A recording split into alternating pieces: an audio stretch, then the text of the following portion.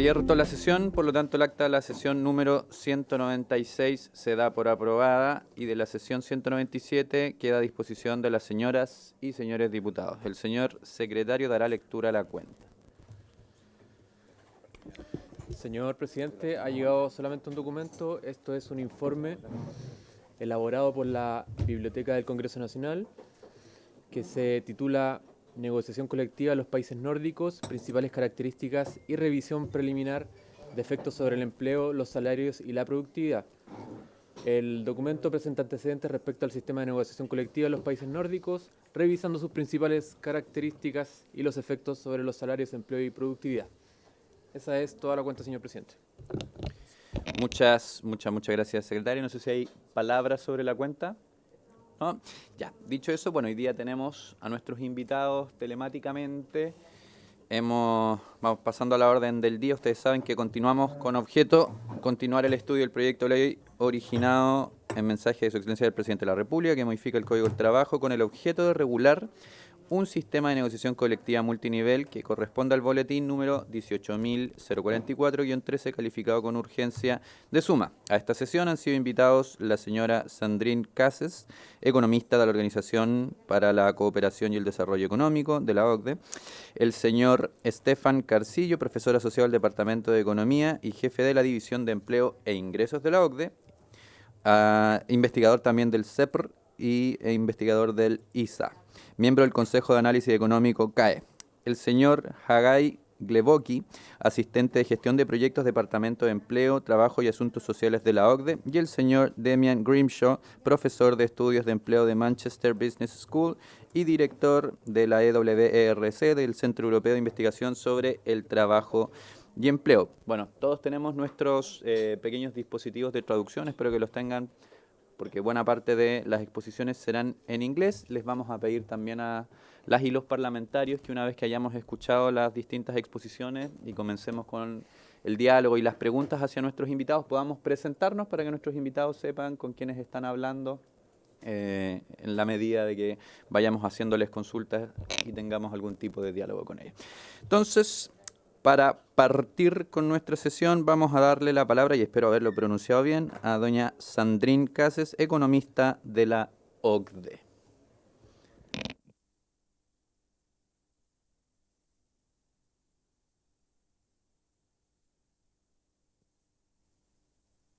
No la escuchamos. Está muteada. Sorry. So good morning. Yes, indeed, I'm Sandrine Caz. I'm a senior economist at the OECD at the Employment, Labour, Social Affairs Directorate. And unfortunately, Stefan Carcillo won't be present. He's been called to another meeting, but I'm here with a colleague, Rodrigo Fernandez, and he's going to help me if needed with the Spanish, because I'm sorry, I don't speak Spanish. So without further delay, let me start my presentation. So I'm going to share my screen. Okay. I'm going to move in full screen here.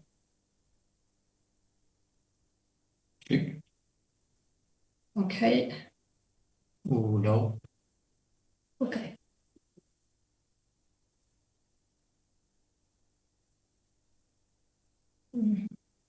Je pense que c'est bon. Can you see my presentation properly? Like full screen, first slide? Yes, we can see it. Without the notes? Yeah? Yeah. Okay, very good, thank you. Yes. So this presentation has three parts, basically. So I will start with a short benchmarking exercise to compare the Chilean collective bargaining system with those of other OECD countries. Then I will present you a summary of the main findings on the economics of collective bargaining, highlighting the need to strike a balance between flexibility and inclusiveness. And finally, a short presentation as well on noteworthy practices of multi-level bargaining in other OECD countries that may offer interesting insights to the discussion currently in Chile. So how does the Chilean collective bargaining system compare? Here you have two slides. So collective bargaining in Chile, you know this perfectly, is decentralized, taking place mainly at company level. Chilean trade unions are fragmented, notably in mining, transport and communication, and also more recently in social services. And this limits coordination, that is the extent to which common wage targets can be pursued together across the unions. On the left, on the first panel, you can see so the trade union density. So you can see that there is a low representativeness of social partners. Trade union density is low at 16%. You can see on the left panel in Chile in 2023, and concentrated in big firms and certain sectors such as mining, for instance. Then on the right, you have data on collective bargaining coverage. That is the number of people who are covered by a collective agreement.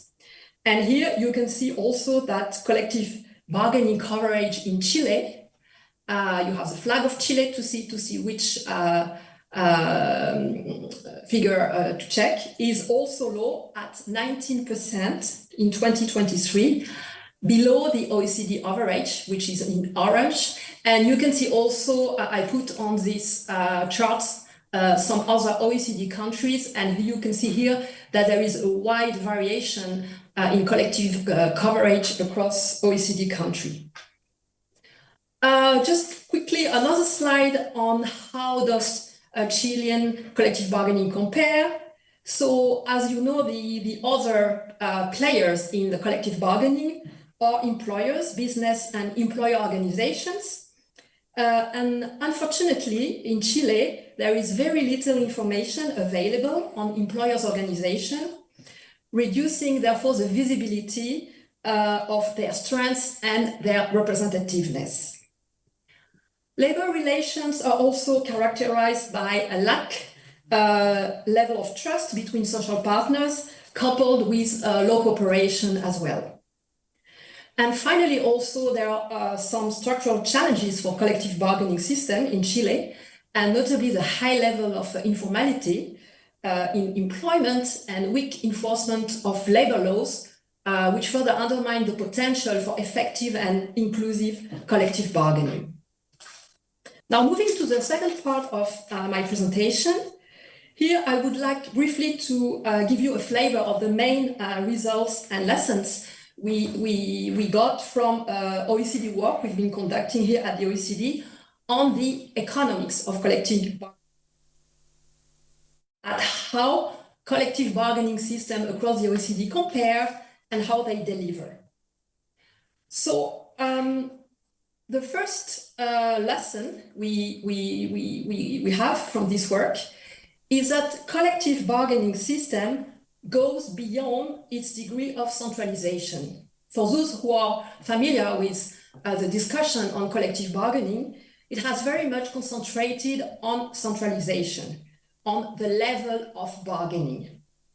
In fact, and it's what the slide wants to show, to properly capture the actual level of centralization of a system, you need to account for different mechanisms that are in place and can provide some flexibility in the systems. And this is what you have in the square on the left. On the level of bargaining, you have the degree of flexibility which can be provided both by mechanisms such as extension, which extend collective agreements beyond those who are members of unions, but you also have mechanisms that can provide flexibility through opt-out derogation mechanism, for instance. And here I'm not to comment all the different part of this slides, just to flag that you can see that other parameters, other building blocks of collective bargaining system are extremely important to characterize how the system functions, of which the degree of coordination that I mentioned before, which is really critical. So coordination across unions, but also the enforcement capacity of social partners or the quality of labor relations. So all these different building blocks are extremely important to be able to characterize properly how the collective bargaining system functions. Another result we have, which follows from the previous as well, is why on the one hand, you need to zoom in and go in the granularity of the system, which was a message of my previous slide.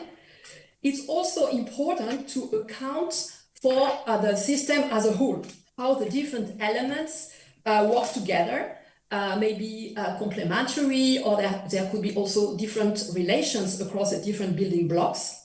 And this is what we did in our work, trying to build some taxonomy of the different collective bargaining systems. And here we mapped out the various collective bargaining systems across the OECD and identified 5 main types. In the first 3 that you can see are 3 different sector level agreements. So that's where sector agreements play a strong role. So if I go the first one, the predominantly centralized and weakly coordinated systems. So for instance, I put the French flag here.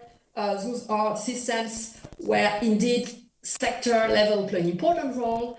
And at the same time, there are very few derogation mechanisms. So the system is quite centralized, and the system is also weakly coordinated. Quickly, the second one, you have here the Belgian flag. So this is more or less a bit the same than the previous one. So sector level agreements are important, centralized as well, but there is coordination. The third taxonomy, those, you can see all the flags here are the famous Scandinavian countries. Quite famous for well-functioning collective bargaining systems. And they are called as organized, decentralized systems and coordinated. They are here as well sector level bargaining play an important role, but there are a series of mechanisms that provide sufficient room at firm level to derogate and to tailor the agreements at firm level. However, at the same time, and this is very important, there is strong coordination in these different systems. Finally, you have the largely decentralized system. So here you have, for instance, the Japan case, where collective bargaining takes mainly place at firm level, but there is strong coordination as well across the actors.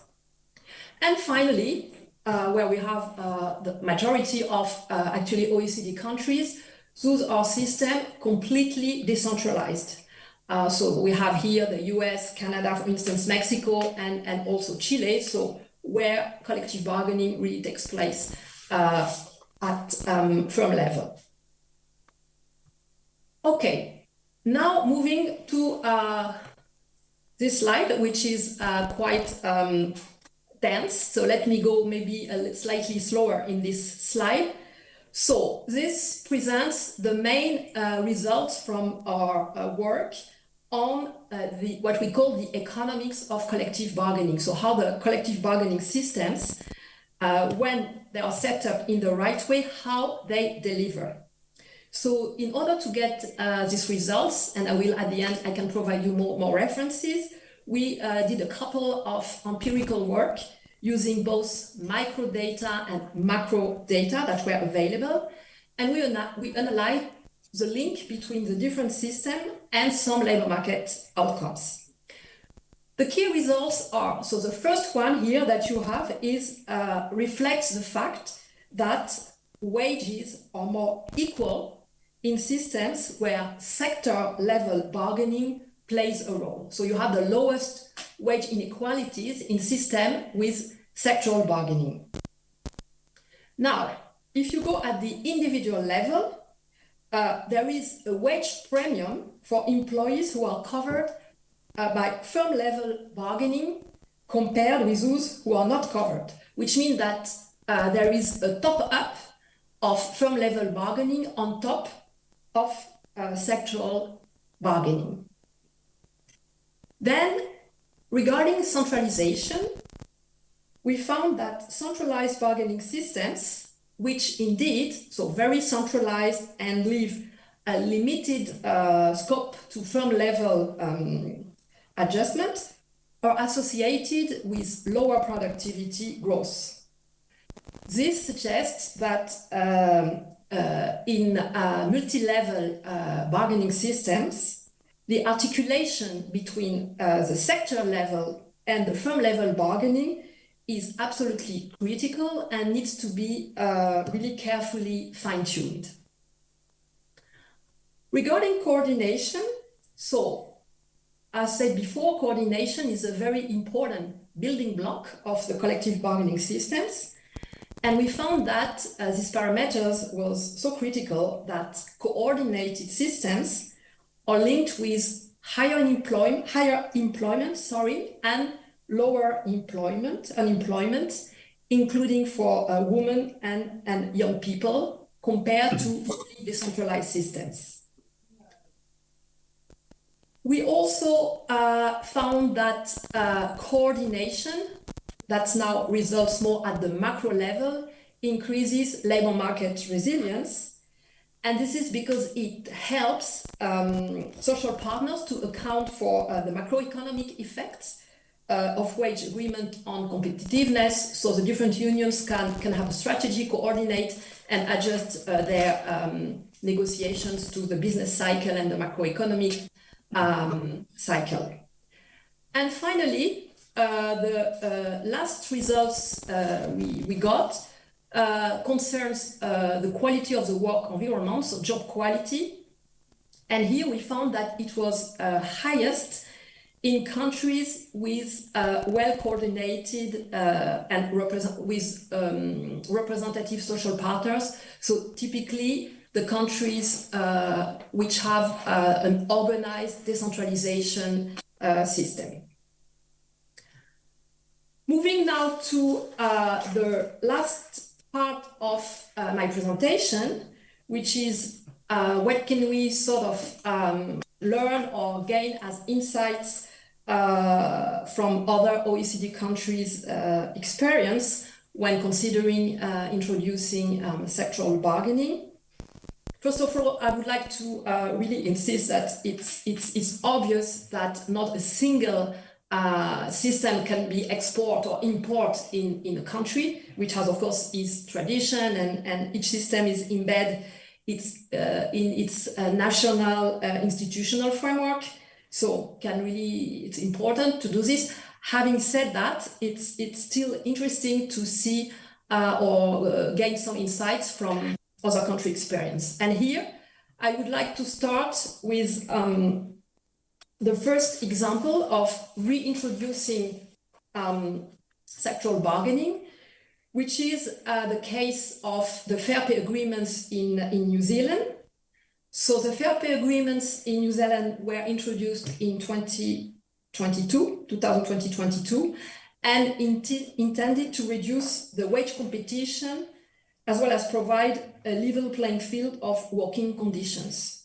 So really the idea is to create more homogeneous wages and working conditions across companies and sectors. So the fair pay agreements, what they do, they set minimum terms and conditions relating to pay, benefits, working hours, skills training for all workers across sectors and occupations, while leaving precisely the details and leaving the flexibility necessary to enterprise bargaining. So very quickly, what came out from the assessment of the system are the following. So there are key design choices here and key lessons. The first one is that it's important to provide the financial and training support to the social partners, to the bargaining actors. The other thing second thing is that it's important also, in order to have a broad coverage, to make sure that unions can negotiate also for new non-union members, possibly through extension mechanisms, for instance. Third, it's important to establish a threat, a credible threat, to incentivize employers to engage in these collective bargaining systems and to find a collective voice. And finally, it's also very important to set enforcement and sanction mechanisms. In New Zealand, for instance, they introduce some mechanism to make breaches as legal violations in order to make sure that the agreements were enforced. Second insights, maybe, we looked at the extensions of collective agreements in France. So, collective bargaining in France takes place at sector level. And the system is kind of paradoxical in a way, in the sense that trade union density in France is one of the lowest of all OECD countries, something like around 10% in 2023, but at the same time has almost a 100% coverage rate, collective bargaining coverage rate. And this is because there is a mechanism which is the almost automatic extension mechanism, which consists in a sort of administrative formal process to extend the coverage of collective agreements beyond the members of the signatory unions and employers' organizations to all workers and firms in a sector. Again, this is the main objective behind, which is ensure a level playing field across firms in a sector and ensure a fair competition or prevent a sort of race to the bottom. However, extension may also have a negative impact when the terms set in the agreements do not sufficiently account for the economic situation of the majority of firms in the sector. So this extension may become a sort of straitjacket for some enterprises. So what happened is in France in 2017, there was a labor market reform, those were the Macron ordinance reforms. And they precisely introduce some mechanism to prevent the drawbacks, the possible drawbacks of the negative effects of the extension. So first of all, they introduce the possibility to block extensions out of public interest considerations. For instance, if one could consider that there was a risk for a negative effects on competition. Another thing is that a committee of independent experts was set up, made by mostly experts, academic people in the group, to evaluate the economic or the potential economic and social consequences of all extensions, and could also possibly advise to refuse extension. So at the end, you can see this is the third point. This extension of collective agreements could be or suspended or prevented, or also conditioned to differentiations between large and small companies. So again, to account for the specificity of small firms. And finally, and this will be my last slide, the mediation office in Sweden. So I mentioned a couple of times that the organized decentralization systems, so typically Sweden is typically a good illustration of these systems. These countries, as you know, are well known for the quality of the labor relations of the actors, for also representative actors, so high level of trade union density, high coverage, etc. But they also have some specialized governmental bodies called mediation office, which play an important role in ensuring coordination and also in contributing to the quality of labor relations in solving collective action problems. So these bodies have really both the task to intervene in the event of conflicts, so they can make mediation compulsory, for instance, to prevent deadlock, and also encourage a search for solutions that may be acceptable to all parties. And they act as neutral facilitators, so helping both the disputing party to reach mutually acceptable solutions, but also they are one of the key device in ensuring this sound articulation I was mentioning before between sectoral and firm-level bargaining in the so-called organized decentralized systems. I stop here and I look forward to your questions and thank you for your attention. Muchísimas gracias a doña Sandrine por su clarísima exposición, que sin duda abre una serie de reflexiones y preguntas a propósito de las últimas exposiciones. Nuestra metodología hasta el momento es escuchar a todos los expositores y luego abrir una ronda de preguntas de manera tal de que ambos y quienes estén presentes también con ustedes allá se puedan pronunciar según el tenor de estas mismas preguntas y reflexiones. Así que, dicho eso, le vamos a dar la palabra entonces al señor Damian Grimshaw, profesor de estudios de empleo en Manchester Business School y director de la EWRC, que es el Centro de Estudios Europeo de Investigación sobre el Trabajo y el Empleo. Tiene la palabra, señor Damian. Screen. Yes, we can see it. Okay, so you can see, does that make sense? Is that, okay, so you can see the first slide with my title. What? Yes? Perfecto. Yes. Muchas gracias por la invitación. Es un placer y un privilegio tener esta oportunidad de hablar y compartir la evidencia de la investigación internacional sobre la negociación colectiva en multinivel. He preparado un PowerPoint en español, pero voy a hablar en inglés. Because of the technical difficulties of some of the language. So I'm actually at King's College, moved from Manchester some 7 years ago. I also worked as research director at the International Labour Organization in Geneva for a couple of years. So it's really interesting to follow and watch these ambitious and wide-ranging program of labor market reforms in Chile, designed, I think, as I read them, for a more inclusive and sustainable model of economic development. This is very good to see. In doing so, of course, Chile has this ambition of building new institutions for a coordinated system of multi-level collective bargaining.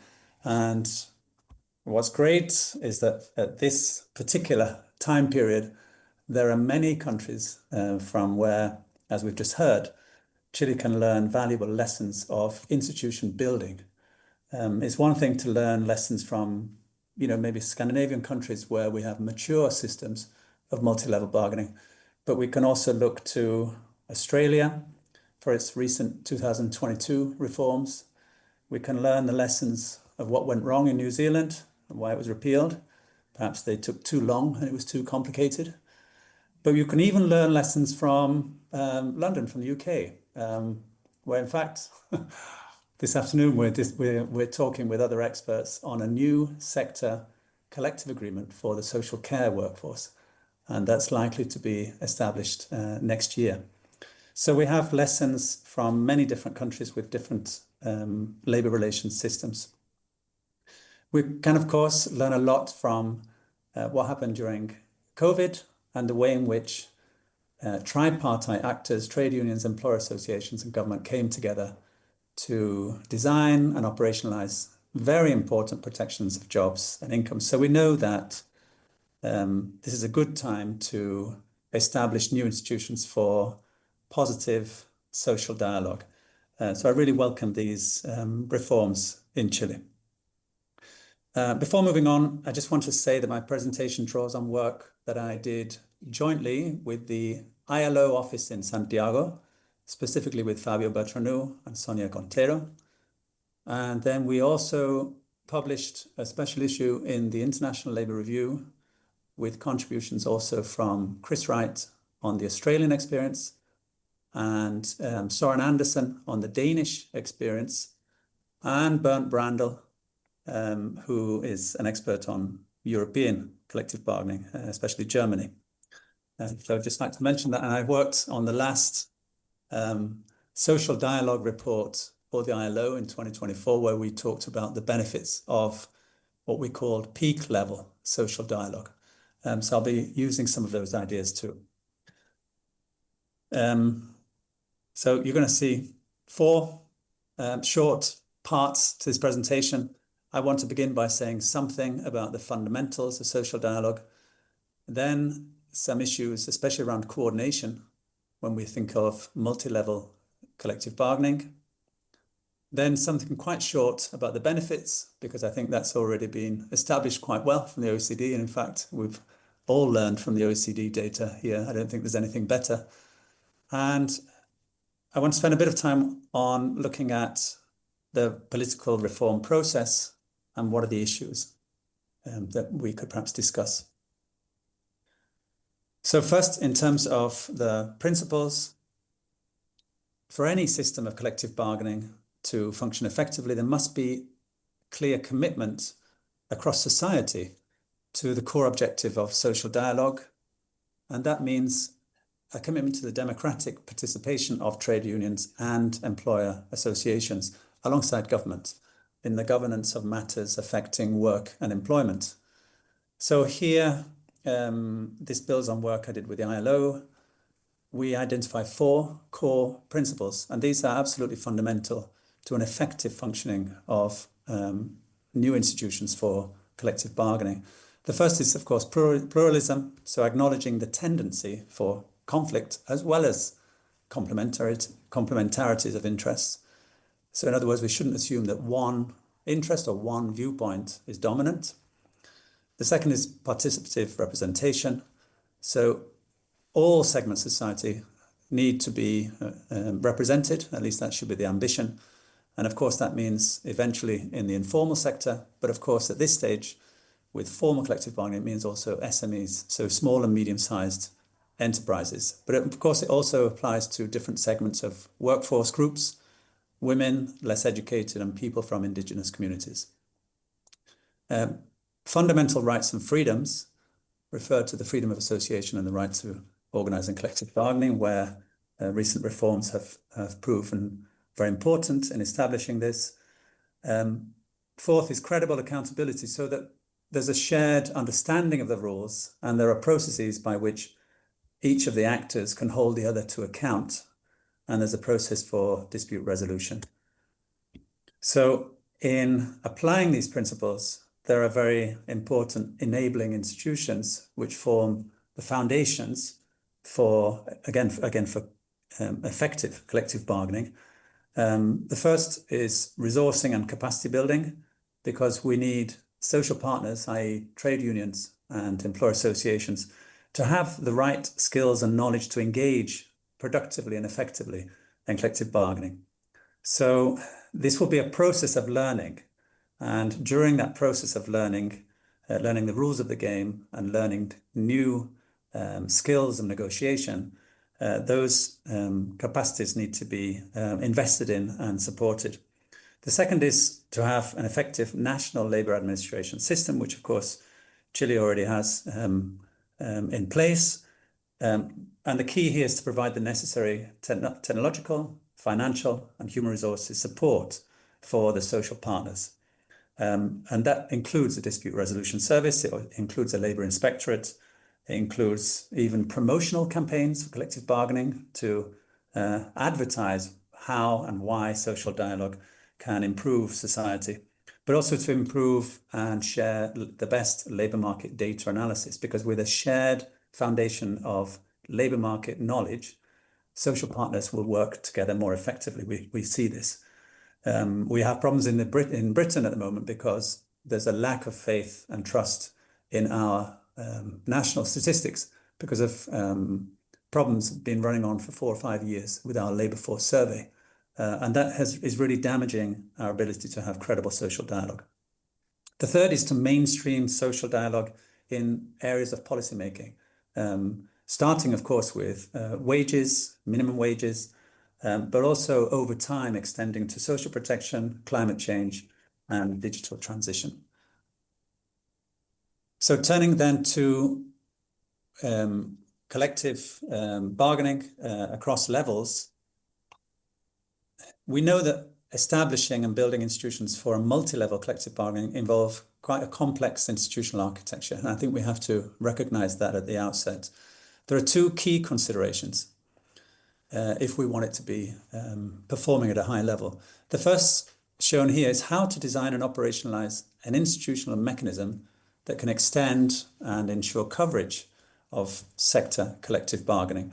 So we've heard important lessons from France, and France is really important, I think, as an example in showing how collective bargaining can be effectively extended following this spirit of what people call the regulated autonomy.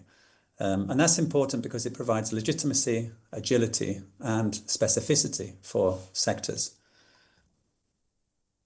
The second key consideration, and this is where things get complicated, is to ensure and sustain processes of coordination. There are 2 dimensions to coordination. Vertical, which I'm showing here, and then horizontal I'll show in a moment. Vertical requires coordination between the enterprise level and the sector level. So here I'm assuming that there is a certain level of collective bargaining at both levels, at the enterprise level and the sector. Of course, Chile, like the UK, like Britain, has a very decentralized process of collective bargaining currently. So we know that many enterprises have their own forms of collective bargaining.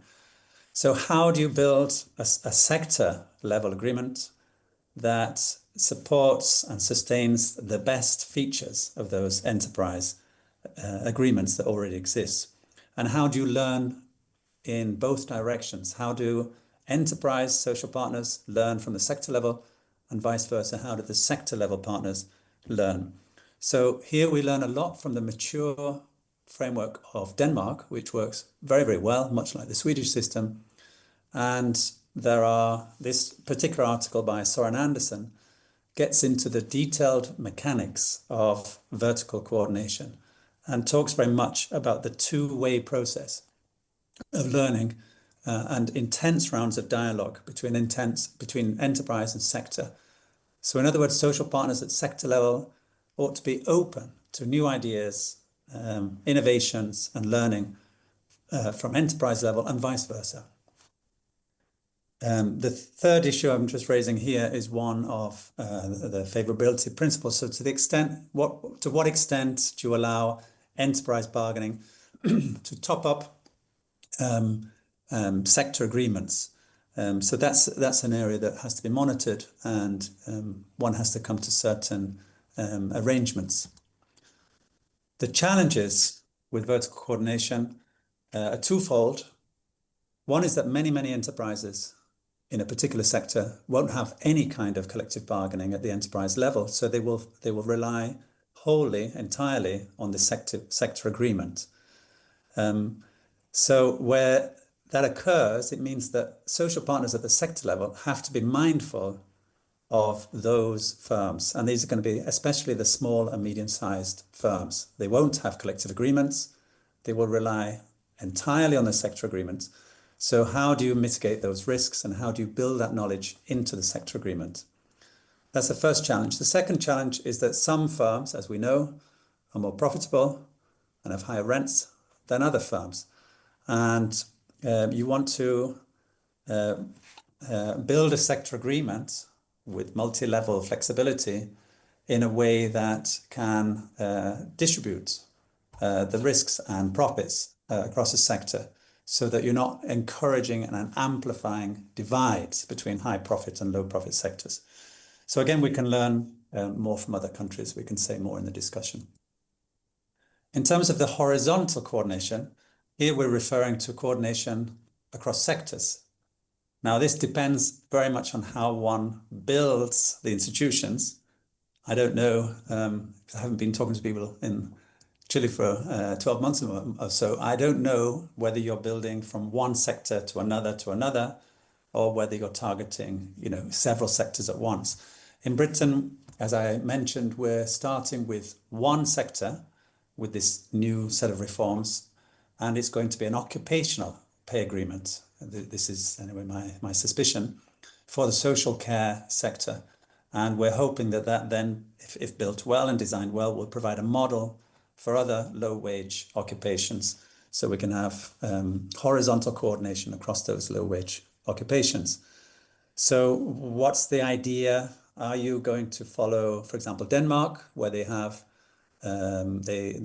lots of sector agreements, but the other sectors follow the manufacturing sector, because that's seen to be the main benchmark for the wage productivity equation. Or you're going to do like other countries that say we're going to have one set of agreements for low wage segments and another set of agreements for high wage segments. And you might have a particular pattern agreement in each of those segments.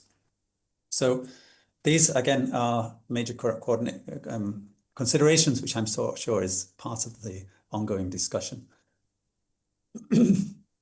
Now, turning to the benefits, as I said, I won't say too much about the benefits, because we've already heard from OECD experts in this space. These are the 5 benefits that I summarize in the accompanying publication. So just let me say 2 words about each. The first is about labour peace. These very nice results from an OECD study and it asked senior executives how happy they are about cooperation.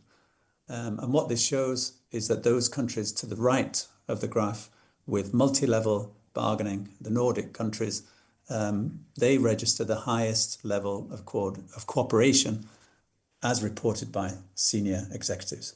I've highlighted Chile there for your benefits. You can see also, by the way, that Chile is going in the wrong direction. It's getting worse, not better. So these reforms are very timely.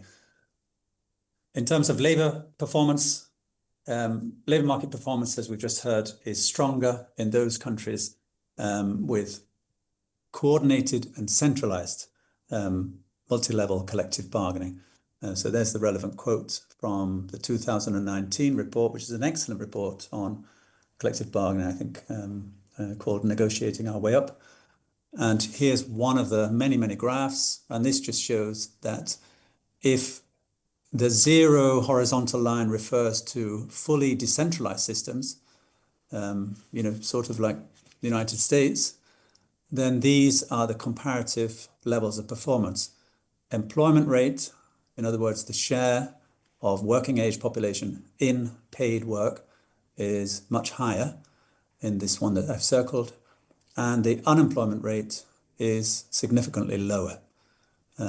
So the kind of system that Chile is aiming for beats the decentralized model. So you should experience improved labour market outcomes, in other words, if designed properly.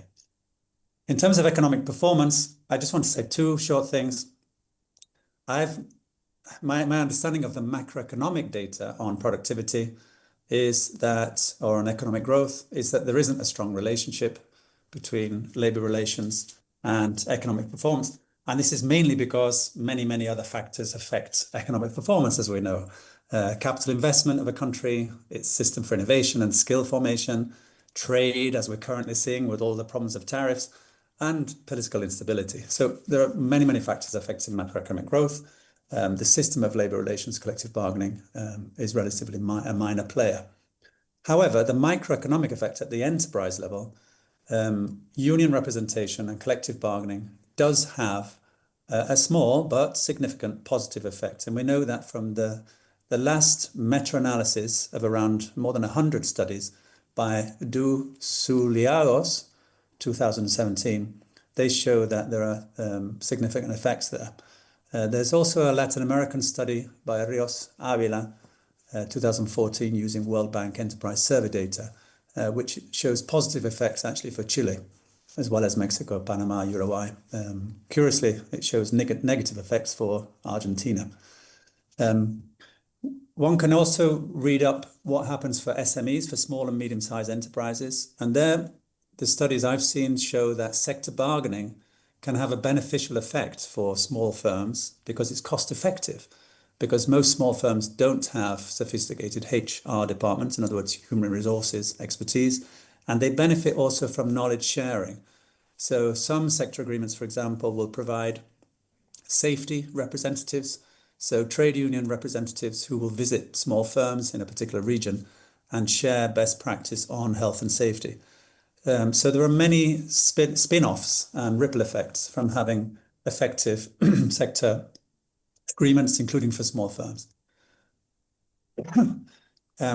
So we heard already that multi-level collective bargaining can encourage greater equality, and I think that's perhaps the most obvious set of effects, and there's lots of evidence about that.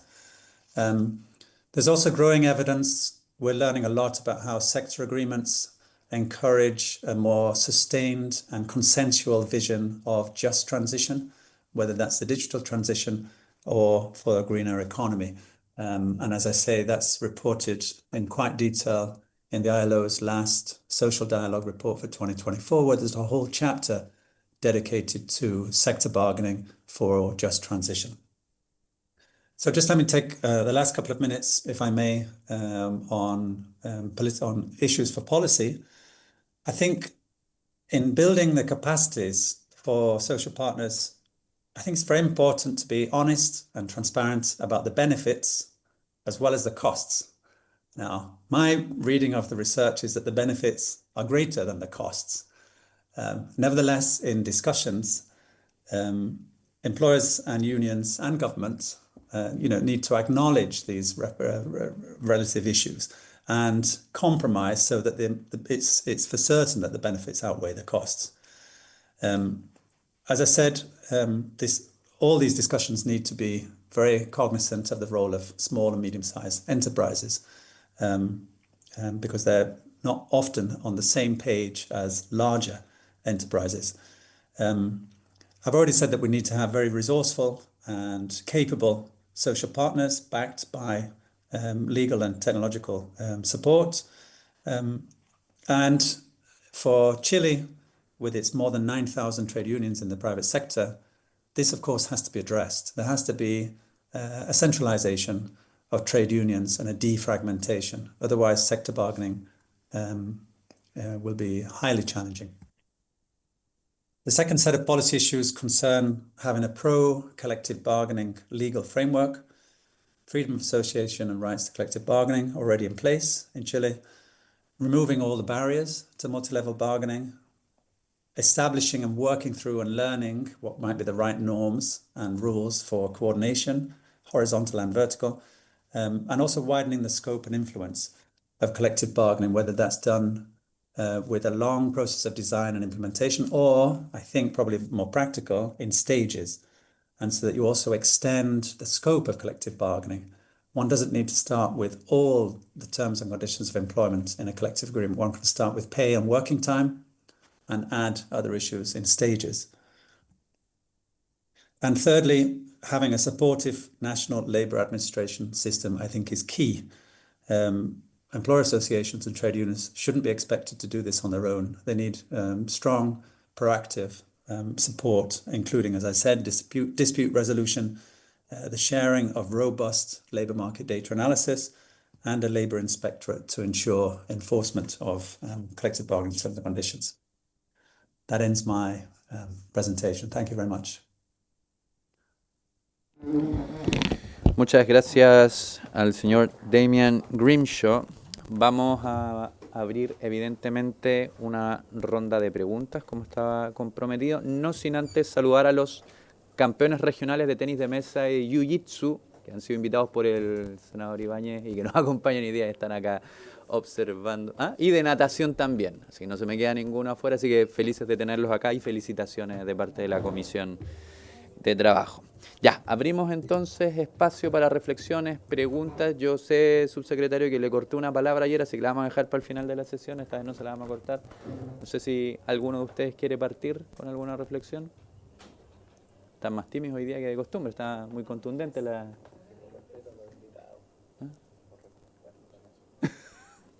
Le damos la palabra. Gracias, presidente. En primer lugar, agradecer las exposiciones, Sandrine Cassés y Damian Grimshaw, entiendo que así se pronuncia, si pronuncié mal las disculpas, agradecer las exposiciones porque dan cuenta de la complejidad que tienen las relaciones laborales y los distintos modelos que hay en el mundo también respecto a las negociaciones colectivas multinivel. Quiero destacar en la exposición inicial de la OECD, cuando se describen los 5 tipos de modelos, simplifican, ¿no? En 5 tipos de modelos, centralizado versus no centralizado, coordinado versus no coordinado, y nos ubica a nosotros en uno de esos modelos junto a Estados Unidos, el Reino Unido, y entiendo que dijo México y otro más que no estaba la bandera, ¿no? Por lo tanto, desde la mirada de las políticas públicas, la primera definición que tiene que hacer un país es que se encuentra cómodo en el modelo que está. Entonces el Ejecutivo dice, no estamos cómodos en este lugar, tenemos que cambiarnos al otro, pero el otro no es el otro, sino que son 4 otros posibles. Entonces, quiero hacer esa primera reflexión para después ir a la reflexión más política al final. Y después de la segunda exposición, claro, naturalmente expone los distintos beneficios que hay a su juicio de las negociaciones colectivas multinivel, pero es bien interesante cómo al final plantea las opciones de política, distintas opciones de política. ¿Por qué señalo esto? Porque puede ser incómodo para nuestros invitados, pero nosotros estamos discutiendo esto al término de un gobierno y al término de un parlamento. Y el gobierno sabe que no tiene ninguna viabilidad que se apruebe este proyecto. Entonces, y no tiene ninguna viabilidad, no por el contenido necesariamente, porque uno podría estar de acuerdo en avanzar, si es que tuviera el tiempo para ello, ¿no? Sino por lo segundo que digo, lo primero por el tiempo. No hay tiempo para esto, nos queda una semana de sesión y una...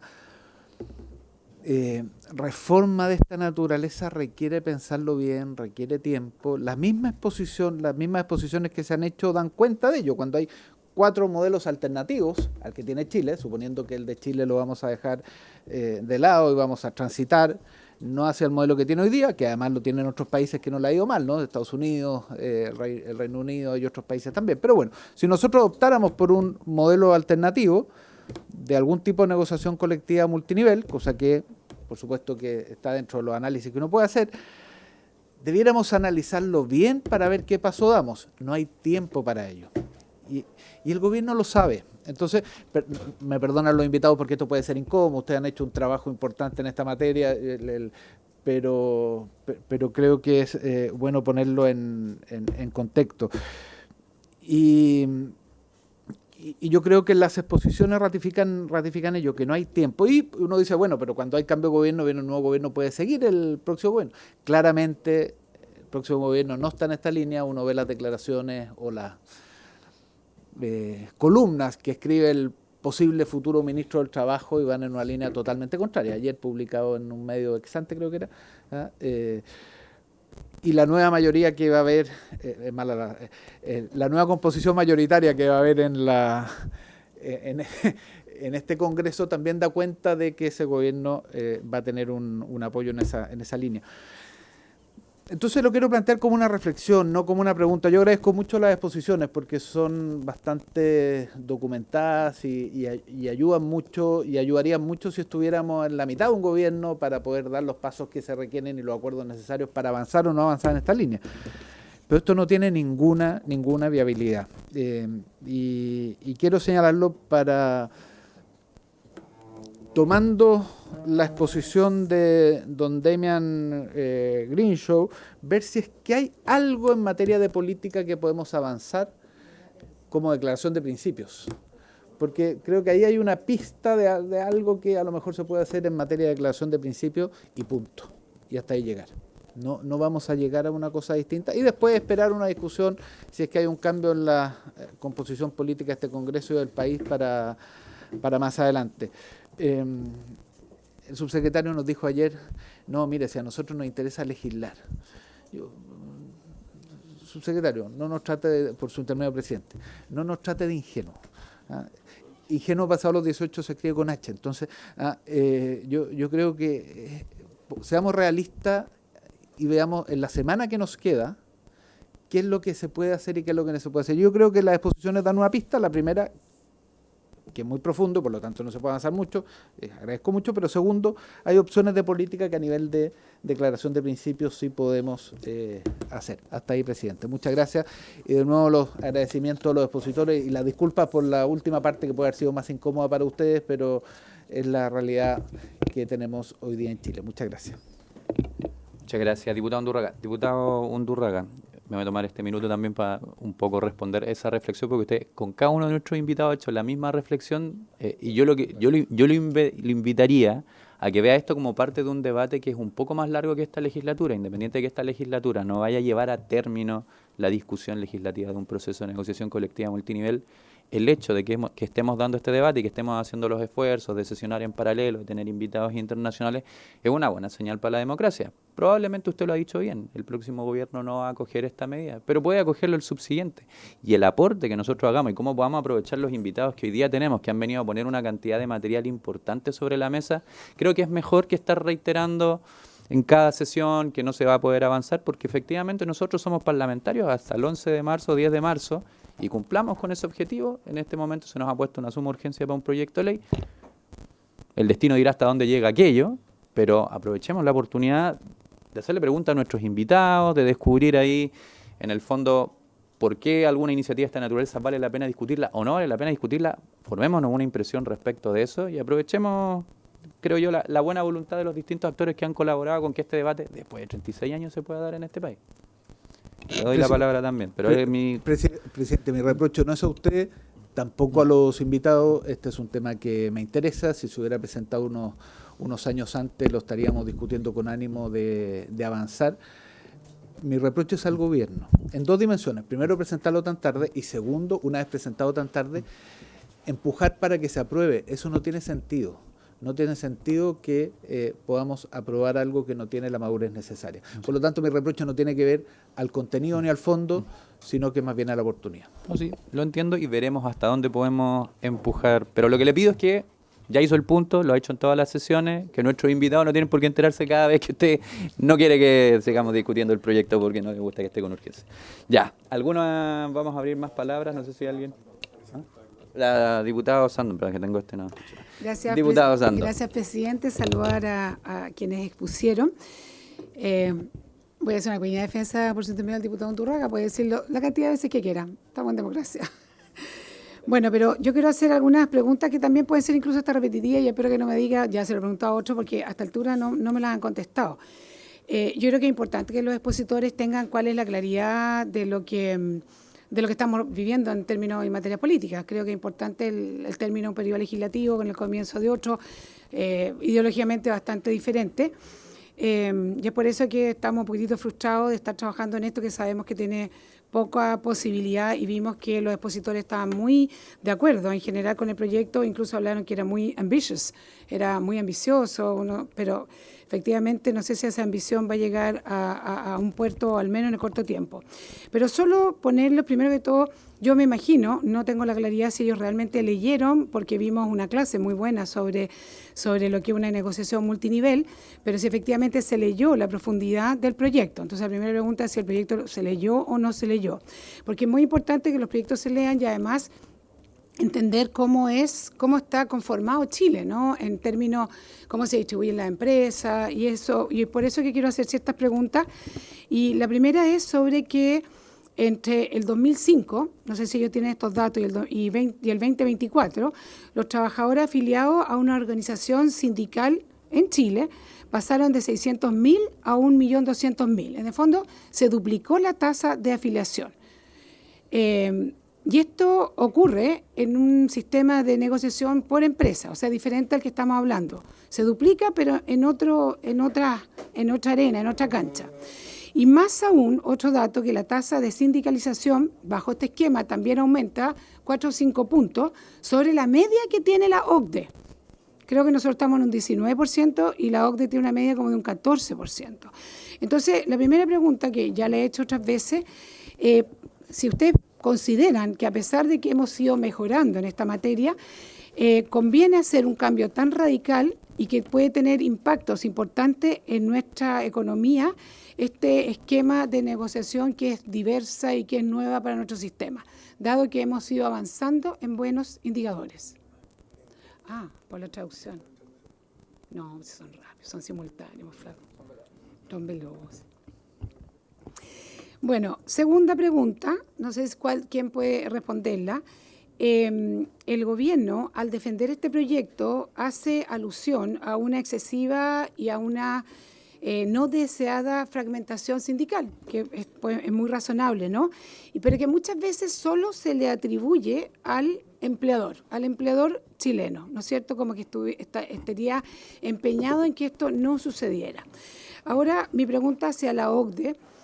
Si no existen otras variables que produzcan este tipo de fragmentación sindical, porque nuestra conformación de empresas es un sistema abierto y donde sobre todo en los últimos años hemos tenido un alto fomento del emprendimiento. Y el emprendimiento claramente tiene otra forma de ser, ¿no? Otra forma de actuar y otra forma de organizar a las personas. Entonces, la pregunta es si tenemos que seguir echándole la culpa a esta supuesta fragmentación sindical a los empleadores o a que nuestro sistema hoy día se conforma de forma diferente. E insisto con mi primera pregunta, donde sí hemos ido avanzando en la formación de sindicatos y en las negociaciones colectivas.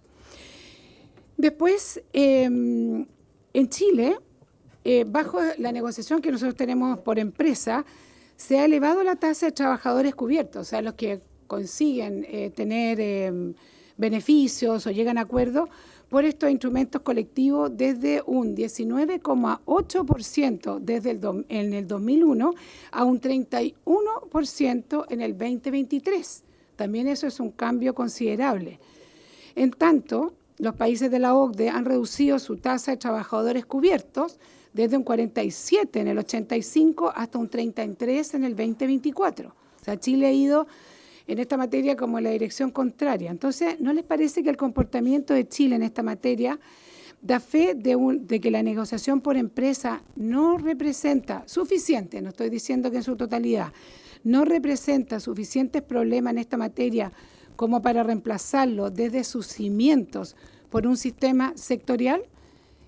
Me voy a quedar en estas tres preguntas porque creo que es importante los datos que yo he entregado para poder justificar un cambio tan radical como que se nos está pidiendo. Gracias, presidente. Gracias, diputado Sandón. Diputado Cuello, tiene la palabra. Gracias, presidente. Bueno, primero quiero agradecer a los quienes se han expuesto en esta comisión.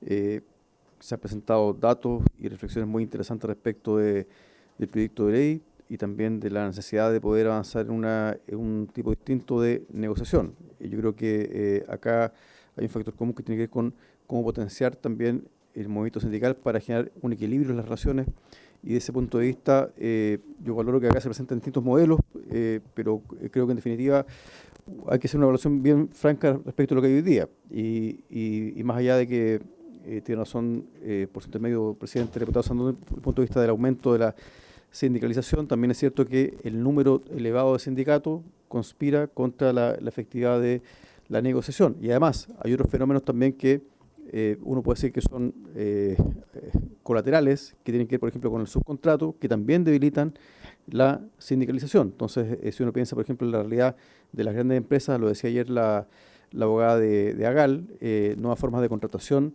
que también van debilitando el accionar colectivo y por ende van disminuyendo las posibilidades de alcanzar mejoras en las condiciones de remuneraciones. Entonces, de ese punto de vista, yo creo que también tenemos un deber nosotros como Parlamento de legislar hasta el 11 de marzo. Yo no sé, coincido, claro, hubiésemos querido más tiempo, puede ser, es cierto, pero también yo creo que hay que valorar que cada paso que demos nosotros es importante en una perspectiva de largo plazo, porque recordemos que esta es una demanda, es un debate que no viene de ahora, que nace desde hace mucho tiempo atrás, desde años 90 en adelante. Entonces, creo que todo lo que podamos avanzar, a mi juicio, es relevante en función de poder construir un nuevo sistema de negociación colectiva.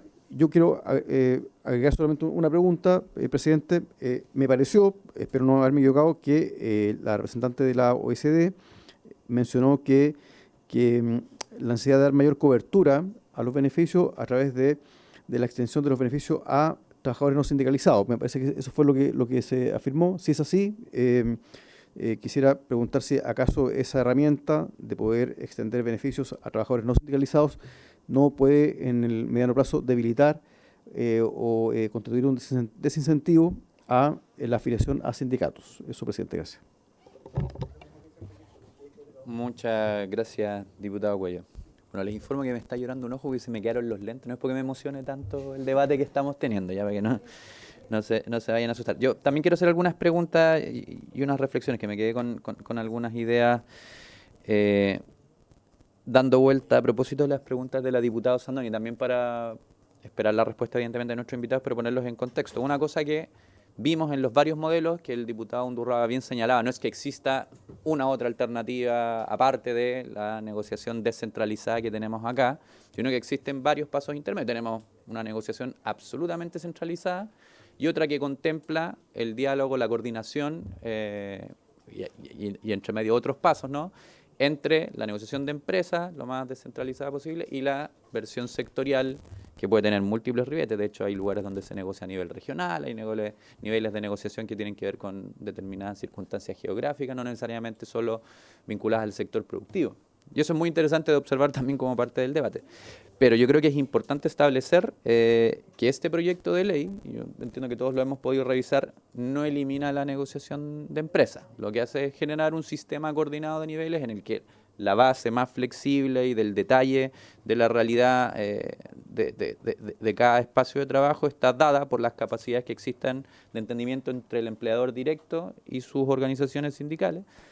Y, por cierto, hay otros niveles que generan mínimos que están por sobre este nivel y que permiten acordar algunas materias comunes, que de hecho, por ahí va a ir mi pregunta, creo que pueden permitir algún grado de homogeneización en las dispares condiciones que existen en las empresas de distintos tamaños.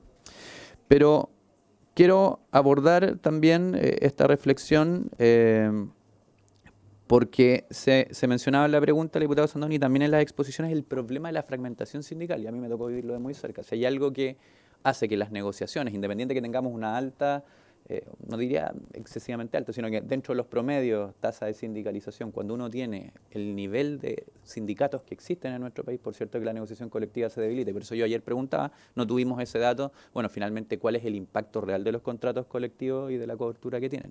Parece ser, ¿no?, que todos los datos que yo he visto son un poco más antiguos, que es bastante bajo el impacto que tienen las negociaciones colectivas. Lo otro, yo quería consultarles por estos datos de la baja de las coberturas que han tenido, según lo que señala la diputada Sandón, no pude encontrar la cifra exacta de esta supuesta baja de cobertura en los contratos, pero me imagino que en cualquier caso no es algo deseable ni que debiese orientarnos, pero sin perjuicio de eso, si hubiese bajado al 31% o lo que fuera, sigue siendo mucho más alta que la cobertura que tenemos en Chile. Pero les quiero preguntar un poco cómo ven ese fenómeno y a qué podría deberse, si es que es así. Si es que no es así, también que nos lo comenten. ¿Qué más? Bueno, me pareció muy interesante que nosotros ayer, les comento, tuvimos una exposición de un representante de las pequeñas y medianas empresas.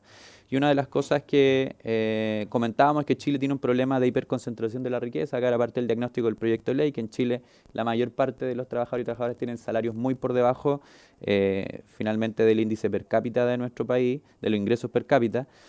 Pero también nos comentaba ayer el representante de las pymes que, bueno, la participación en las ganancias, ¿no?, dentro de la economía, a pesar de que las pymes son casi el 96% de las empresas y de que concentran más del 64% supuestamente de los trabajadores y trabajadoras formales, tienen una participación de apenas el 16-18%. Entonces, mi pregunta es, porque hemos visto cuestiones interesantes que tienen que ver con las estrategias de mitigación de los impactos negativos sobre las pequeñas y medianas empresas, pero también una dinámica que las pone en un escenario donde tarde o temprano también puedan ser parte de un diálogo que permita mejorar sus condiciones. Yo lo que les quiero preguntar es si esto está asociado a evidencia que permita decir que no solo se reduce la desigualdad a nivel de ingresos de trabajadoras y trabajadores, sino también de la participación de empresas de menor tamaño, que a lo menos en Chile tienen condiciones bastante injustas que impiden, ¿no?, muchas veces tener el crecimiento que debiesen tener, sobre todo a propósito de la cantidad de empleo que generan. Entonces les hago esa pregunta: ¿cómo ven el impacto de la negociación colectiva multinivel centralizada para efectos de garantizar una mayor equidad también en la distribución de esas ganancias que se generan en las empresas junto con subir los salarios? Eso, le doy la palabra primero a don Demian, que entiendo que está con el tiempo un poco más apretado, y después le damos la palabra a la colega de la OCDE. Tiene la palabra. Muchísimas gracias. Can you hear me? ¿Me Sí, escuchan? sí, sí. Okay, thank you. Well, these are very good questions. I mean, obviously the political context there makes matters difficult in terms of policy implementation, but in the spirit of collective learning, this is obviously a valuable conversation. There are many issues we're all learning together around the world about social dialogue, because we're all interested in resolving issues of conflict and tensions and building future policy that serve everybody's needs, especially those in poverty and precarious situations, which don't benefit anybody. My answer to the question about how to move from one place to another, from one model to another, is to go step by step, is to go incrementally, is to build through experimenting and learning. As I mentioned, in the UK, we're no stranger to moving from one model to another over the last 2 generations. And now we see small steps to build a new collective agreement in a sector which is blighted by huge problems. And it means that because the social care sector is dysfunctional, many, many older people in Britain move abroad for elderly care. So it ruptures families. Nobody benefits. So by improving social care terms and conditions of employment, we benefit everybody. We benefit all the older citizens, and they're important for elections because most older people vote. So this particular government we have at the moment has recognized that, and it's prioritized social care for the elderly as its first sector where they want to improve terms and conditions of employment for working people, with obvious positive implications for the service quality. So step-by-step moves in terms of building institutions are important because you learn lessons along the way. So the UK offers an interesting testing ground, I think. In terms of whether one can build in a society where trade unions are fragmented, collective bargaining coverage is low, and trade union membership, while it may have doubled, as one of the speakers just said, it's still relatively low at less than 1 in 5 workers. Again, I would say in the UK, in the social care sector, trade union membership is around 1 in 10. It's estimated to be 12%. And that's not seen as an obstacle. So if workers want to join trade unions and have their collective voice heard, they will. And the lessons from that can be spread across firms. Regarding the point about the reasons or the variables, as it was said, leading to fragmentation of trade unions, I think issues of subcontracting are an issue that we're struggling with here in the UK because they're subcontracting with agencies to provide temporary workers. So the consideration here is that one needs to extend collective agreements down the supply chain and up the supply chain in order to be as inclusive as possible, which is why for this particular agreement, we'll take an occupational focus, because then that's an easy way of capturing the workforce by skill and qualification, and it's not reliant on the sectoral identification of the employer. My final point is about small and medium-sized enterprises. I would say in the UK, and I think in Chile also, where small firms are the backbone to your economy, I would build any collective agreement around the interests and viewpoints of small firms. Start with small firms. Start with good representation of small firms' problems, conflicts, and interests. Because large firms can look after themselves more easily. And I think small firms have much more to gain from a sector agreement than large firms. So I would build with the small entrepreneurs, the small firms. They're the firms that will drive the economy in different sectors. And they're the firms that would benefit most from coordination. So as I said, we've learned a lot by looking at sector agreements in countries like Denmark, where there's lots of innovative small firms. And the innovative small firms say, well, now we don't need to worry about pay agreements because that's managed for us. And we also benefit because representatives of the Employers Association and the trade unions sometimes visit and they share knowledge of best practice health and safety and other issues. And also it gives a platform for small firms to sell their ideas, make new collaborations, and forge new coalitions with other enterprises. So looking at a collective agreement from both the enterprise point of view and the worker point of view, I think is absolutely essential. And that's why this ought to be a relatively partisan, apolitical conversation, because it benefits, and it's been proven to benefit in terms of economic benefits and working conditions benefits. So I hope that provides something of a response, and I hope that contributes to your ongoing conversation. Thank you, and I apologize that I have to leave to another meeting. Muchas gracias, señor Damian Grimshaw. Ha sido muy clarificante su intervención y también su última respuesta que ha liderado para que pueda cumplir con sus responsabilidades. Muy agradecido por haberse conectado el día de hoy de parte de esta comisión. Y le vamos a dar entonces la palabra a la señora Sandrine Cassés, que espero haberlo pronunciado bien también. Thank you very much. Okay, thank you. So I'm going to echo some of the points made by Damian. The first one is indeed, I think, to shift from one system to another. So it's almost a sort of cultural shift, right?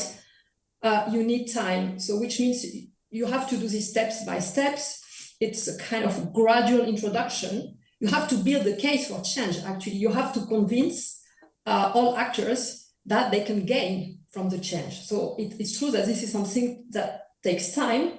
And I think it's also important to avoid overcomplicated initial frameworks.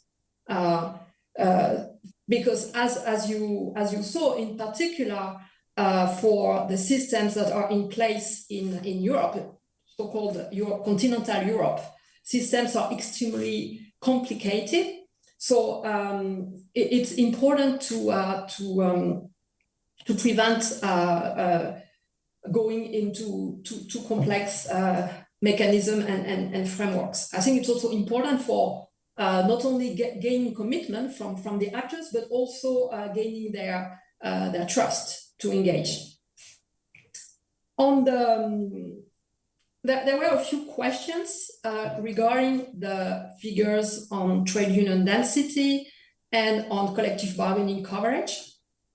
So first of all, if you remember the slide I presented to you where I was showing the different building blocks of the collective bargaining systems, so there was a level of bargaining, there was a coordination, There was also the quality of labor relations, etc. But there were also, maybe it was not so clear, but on the vertical axis, there were two critical characteristics of collective bargaining, which are indeed the representativeness of the systems and the extent to which they cover a number of workers. So these two variables, trade union density, indeed, and collective bargaining coverage are really critical. The figures I showed you for Chile come from an international database on collective bargaining, which has been initially developed at the University of Amsterdam by Professor Visser, Professor of Industrial Relations, and have been then translated into the OECD. And we actually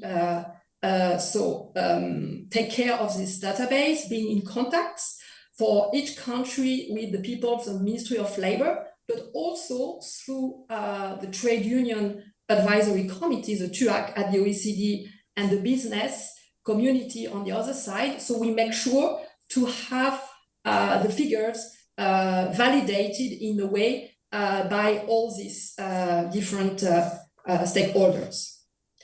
So it's true that if you remember the slide I show you on trade union density, which was showing indeed that trade union density was rather low in Chile, but at the same time did not change that much across the years, while the collective bargaining coverage was stable, if not slightly increases indeed, compared to the trend in other OECD countries, where, as you know, collective bargaining coverage is decreasing.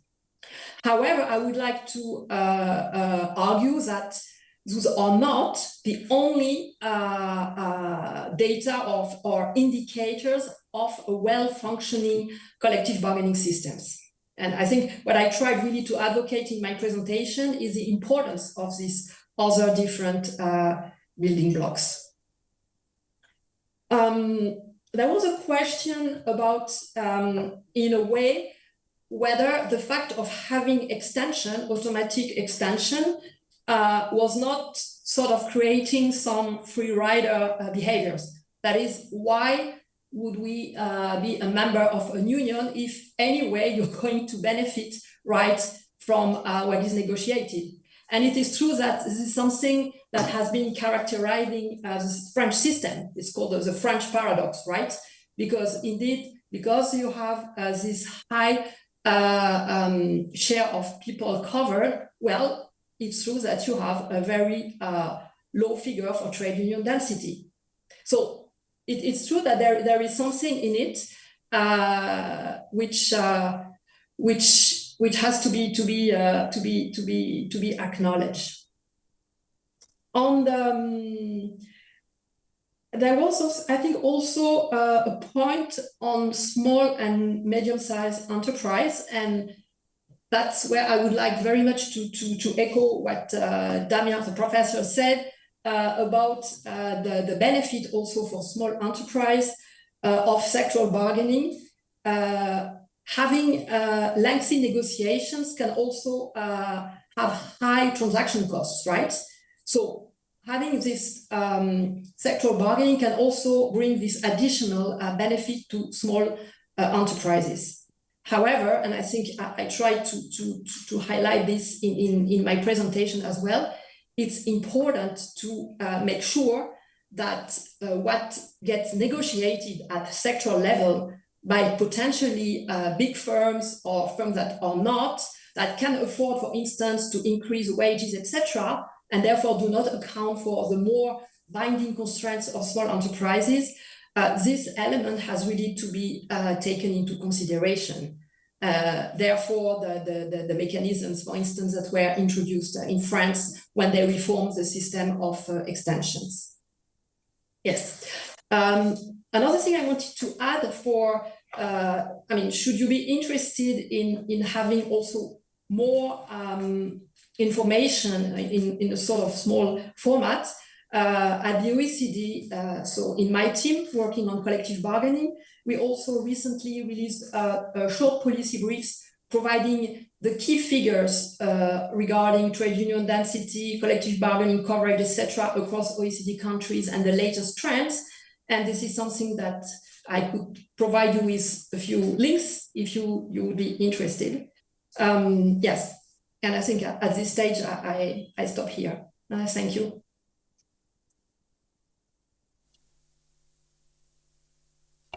Muchas gracias, señora Sandrín, por también sus aportes a este debate relevante que estamos dando en la Cámara de Diputadas y Diputados. ¿No hay alguna pregunta adicional que esté pendiente? No, le voy a dar la palabra entonces, esta vez sin interrupciones, al subsecretario del Trabajo, junto con agradecer la exposición de Sandrín y comentarle que queda liberada si es que tiene otros compromisos. Nuevamente le manifiesto a nombre de todos los diputados y diputadas pertenecientes a esta comisión su agradecimiento por la claridad. Y es probable que, bueno, si tuviésemos dudas respecto de las presentaciones que ambos nos han hecho hoy, se las podamos hacer llegar eventualmente por correo. Voy a dejar abierta esa puerta porque ha sido un debate bastante fructífero y con mucha información sobre la mesa. Ah, perfecto, sí. Sí. Muchísimas gracias, Sandrine. Thank you very much. Yes. Don't hesitate to reach out. Yes, thank you. Quiero aprovechar además de liberar a la traductora y traductor que hoy día nos han acompañado en esta sesión, agradecer los esfuerzos desde la Secretaría, desde Protocolo y, por cierto, su trabajo acá, que ha sido muy importante para poder hacer cuajar los problemas lingüísticos que teníamos de comunicación, así que ha sido de verdad muy grato contar con su presencia. Estamos también profundamente agradecidos por ello, así que gracias a todos quienes hicieron posible las gestiones para que esto resultara. Ahora, sin más preámbulos, subsecretario, tiene la palabra sin traducción alguna en español, por favor.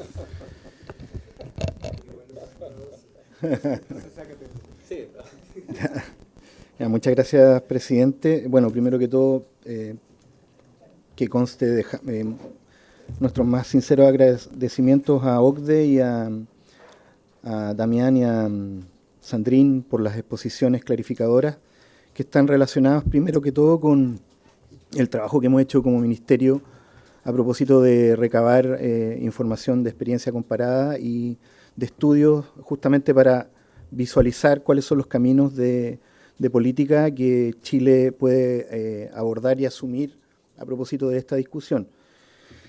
Y primero que todo, el diputado Undurraga, por su intermedio, presidente, ha sido consistente con respecto a su inquisición a propósito de este debate en este momento político. Nosotros queremos reafirmar nuestro dictamen positivo en términos de la necesidad de avanzar, sobre todo porque a propósito de lo que señala OCDE y de lo que se muestra en la tipología de los países que tienen distintos sistemas de negociación colectiva, nosotros estamos en un extremo. Uno puede después decir si ese extremo es bueno o malo, o calificarlo, pero no es una casualidad desde nuestro punto de vista. Teníamos un sistema previsional que también estaba en un extremo y nos demoramos un poquito más de 15 o 18 años en poder alcanzar una característica de sistema que tuviese distintos componentes, solidario, público-privado, no solamente de capitalización individual. Por lo tanto, esa es una característica de política que yo creo que nos da justamente un dato a propósito de esto de la declaración de principios, desde donde nos paramos justamente para proponer este debate. Y a propósito de eso, nosotros hemos recibido, en este contexto donde estamos discutiendo acerca de las consideraciones de la OCDE o las revisiones que hacen expertos internacionales de los sistemas comparados de negociaciones colectivas, hemos recibido recomendaciones. Nos quedamos en ese aspecto de la conversación ayer, y yo quería relevar parte de esas recomendaciones que hemos recibido y que han sido presentadas en la presentación del ministro el primer día de manera muy rápida, porque era una presentación larga, pero yo quiero relevar dos recomendaciones de la Comisión de Expertos de Aplicación de Convenios y Recomendaciones del 2024 y del 2021.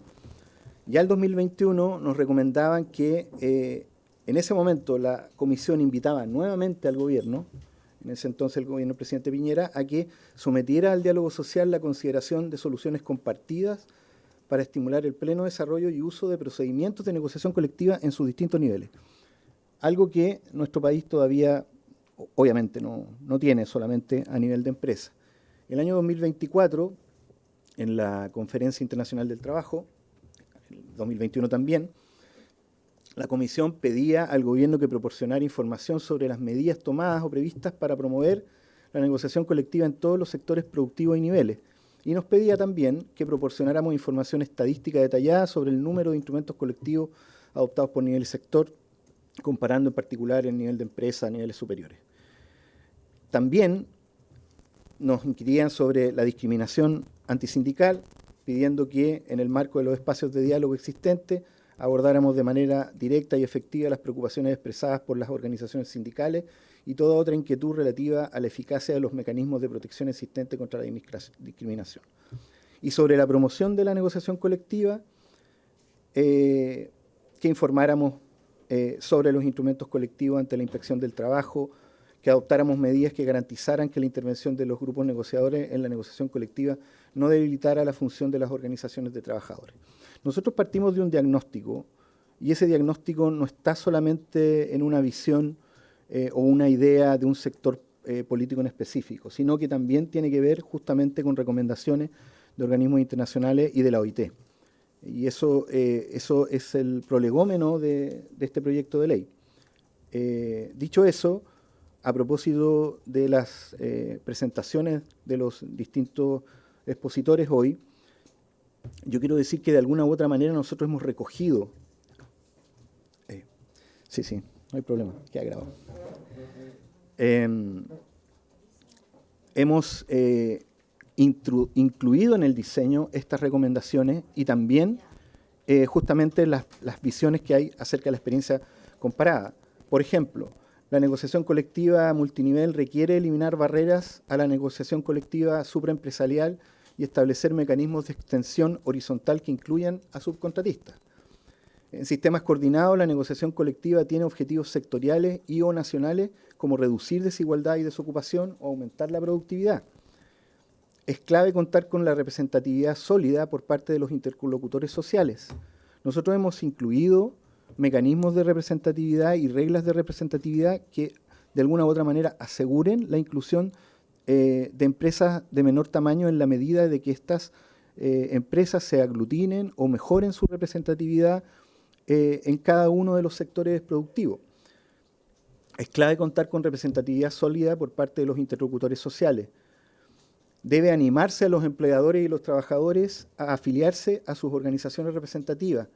Debe velarse por una aplicación amplia y correcta de los convenios negociados. Nosotros en el diseño del proyecto de ley estamos estableciendo nuevas funciones de la Dirección del Trabajo, entregándole recursos adecuados para que mejore sus registros electrónicos, fortalezca su rol y su capacidad de mediación y de acompañamiento a los procesos, y estamos también dándole roles a la Dirección del Trabajo, al Ministerio de Economía, y en coordinación con los organismos sectoriales como CERCOTEC, como Corfo, como Chile Valora, como CENSE, justamente para proveer también la información, que es algo de lo que adolece desde el punto de vista de equiparar la cancha, la información que tienen que tener los distintos actores a la hora de negociar, el back office, como se dice. Y eso es algo que está incluido dentro del diseño. Ambas partes deben contar con mecanismos de presión para que haya negociaciones justas y se resuelvan conflictos cuando existan. En el Código del Trabajo se dice que la negociación es a nivel de empresa. No se prohíbe aguas arriba. Nosotros contamos con algunas experiencias de acuerdos marco que han posibilitado acuerdos de industrias específicas que han sido positivos para los trabajadores y para las relaciones laborales en esos sectores, que han sido, cierto, precedidos de conflictos más allá de la legalidad. Pero no hay obligación de negociar. Por lo tanto, esa falta de obligación de sentarse es la que justamente está contenida dentro del diseño que estamos proponiendo, porque si no hay obligación de que las partes se sienten, efectivamente, en términos de la eficacia de la negociación, no está evidentemente abordada. Las negociaciones tienen que ir más allá de los salarios, tienen que incluir otros factores que afectan la oferta y la demanda en cada sector o red de producción. En el mensaje presidencial está claramente señalado de que hay temas a propósito de la discusión de la productividad de los sectores económicos y de asumir la discusión sobre los cambios que está sufriendo el mundo del trabajo, que no pueden ser abordadas en la negociación a nivel de la empresa y que sí podrían ser abordadas en el nivel sectorial o intermedio, sectorial sobre todo. Por lo tanto, eso está puesto en positivo desde el punto de vista de lo que el país requiere para poder asumir una discusión sobre el desarrollo, a propósito de nuestro tránsito hacia él y de lo que no tenemos y nos falta. Muchos países incluyen en la negociación colectiva temas como adopción de tecnologías, igualdad de género, formación profesional, transiciones justas, transición climática. Me quedo ahí, presidente, con la reflexión final de que, de alguna u otra manera, las presentaciones de OCDE hoy están alineadas con los objetivos que nosotros hemos trazado dentro del proyecto de ley y que se ponen a disposición para que puedan ser estudiadas por las parlamentarias y parlamentarios de la Comisión. Gracias. Muy agradecido también por sus palabras, subsecretario. Bueno, continuaremos con este debate en otras oportunidades. Les vuelvo a recordar de todas formas, me han llegado más invitados, pero si alguien quisiera en particular sumar algunos para las siguientes sesiones que tendremos, a través de la Secretaría o directamente conmigo lo podemos ir conversando de manera tal de que tengamos sesiones lo más equilibradas posible, donde podamos contraponer también las posiciones de las ramas, de las industrias. Diputado Sandón tiene la palabra. Solo preguntar por un tema de procedimiento que estábamos viendo, porque, dado los problemas que están en la sala. Nosotros estábamos dentro de la norma hasta hoy día, creo que se podía permitir este tipo de sesiones para escuchar, solo escuchar. Tenía que ver con Pedro, por su intermedio, el secretario podría decir, no sé si es por la urgencia, pero no es que todo el tiempo se pueda tener estas sesiones fuera solo para escuchar. Ojo con eso, no sé qué va a pasar con eso, porque de hecho se está discutiendo eso en la sala con las distintas comisiones que estaban funcionando, porque algunas no estaban apegadas al reglamento, a los acuerdos. Sí. Nosotros sí estábamos tiene que ver porque con la hasta ayer, urgencia, hasta hoy día era... Se lo consultamos a la Secretaría, diputado Sandón, para que pueda aclararlo plenamente. Hasta hoy. A ver, la urgencia vence hoy día. Eso significa que si el Ejecutivo no la renueva, mañana no habría sesión en la mañana. Caería la sesión de mañana. Ahora, lo que se discute hoy día es si en los periodos de urgencia para despachar un proyecto de ley, la Comisión puede destinar solamente para audiencias y no para tramitar el proyecto de ley. Eso es lo que está en la discusión de los parlamentarios. Discusión que probablemente se demorará más de lo que nosotros nos demoraremos en resolver si sesionamos o no a propósito de la suma urgencia. Así que continuaremos al pendiente de eso. Pero bueno, estaremos a la espera también del estado de las urgencias. En teoría, si se renovara, tenemos una sesión mañana con invitados que están convocados, si no tendremos que decirles que lamentablemente no se pudo llevar a cabo la audiencia. Pero le agradecemos, diputado Sandón, por la observación y gracias también a la Secretaría, porque habiéndose cumplido el objeto de esta gran sesión, se levanta.